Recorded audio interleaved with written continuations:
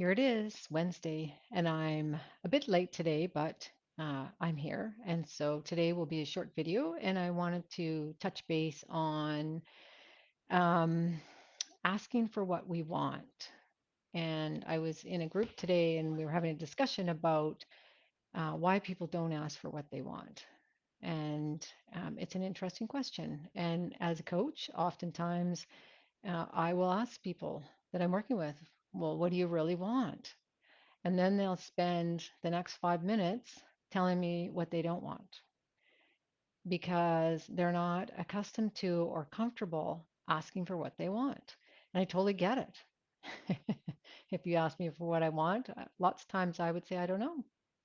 And then the next question is, well, if you did know, what would you want?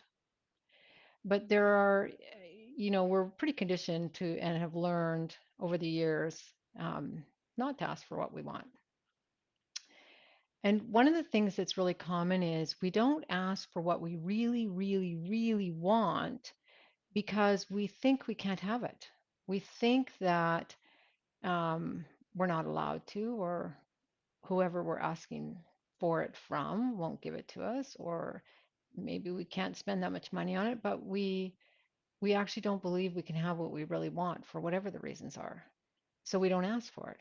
What we do is we ask for what we think we can get.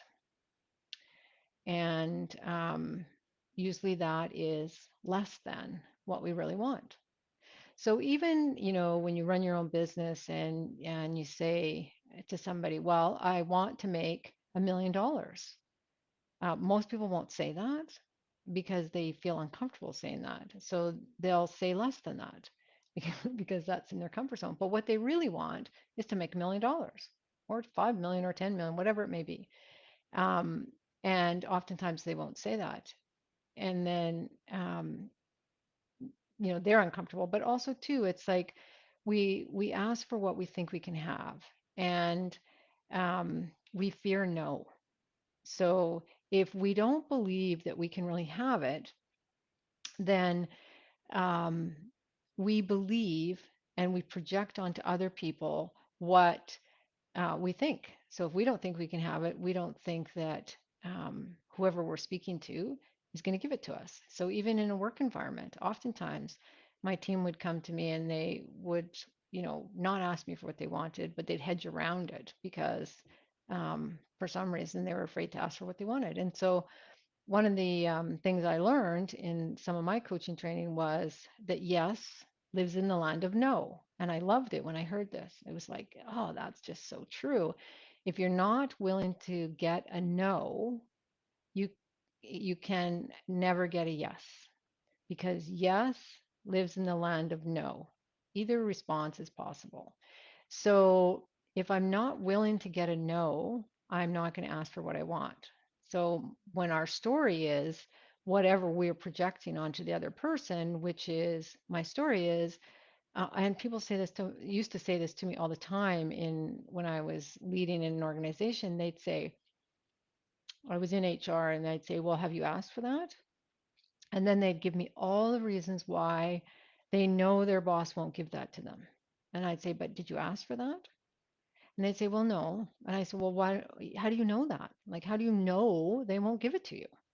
I say, you don't know that. That's what you think. And based on your own unwillingness to ask for what you want, you've projected that onto them. So they won't give what you want because you don't really think you can have what you want. It's very circular. Anyway, it's really interesting. And when we fear a no, then we definitely won't ask for a yes. So it's funny because my young ladies that worked for me, they used to come in my office and they'd say, I have a yes lives in the no, a yes lives in the land of no question. And I'd say, okay. And we, agreed that you don't always get what you want, but you definitely never get what you want if you don't ask for it. So it was a fun thing that we had happening. And it really created a greater sense of courage within them to think about what do they want and to ask for it and to risk getting a no, and that's okay. So there's that. And then the other thing that I really know about asking for what we want is, again, a lot of it's related to projecting our own thoughts and feelings onto other people.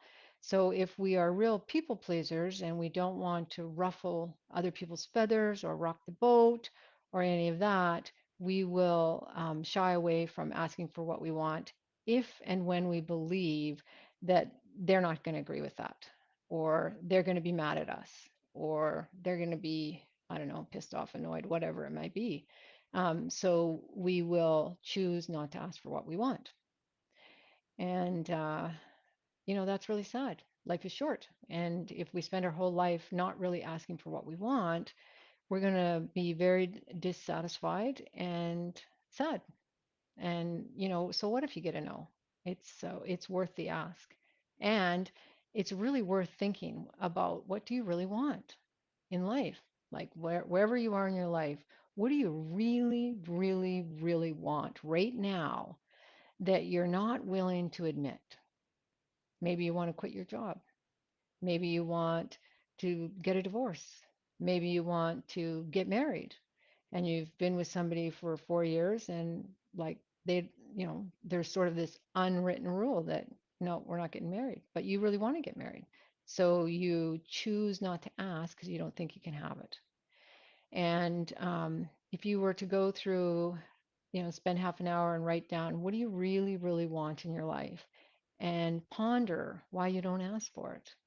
You might find some interesting stuff there. So get curious. I just wanted to say that here are some of the things that people say that they hang on their reasons for not asking for what they want. Um, they say that they feel like they're selfish, that they're spoiled, that they're ungrateful for what they have, that they're being greedy, that they're very self centered, they're demanding, and sometimes even they feel that it's being arrogant to ask for what you want. And I totally get that. I think I've spent 2/3 of my life in that place. And what a waste of time to not really say what I really want, or to not even think about, what do you really want, Heather?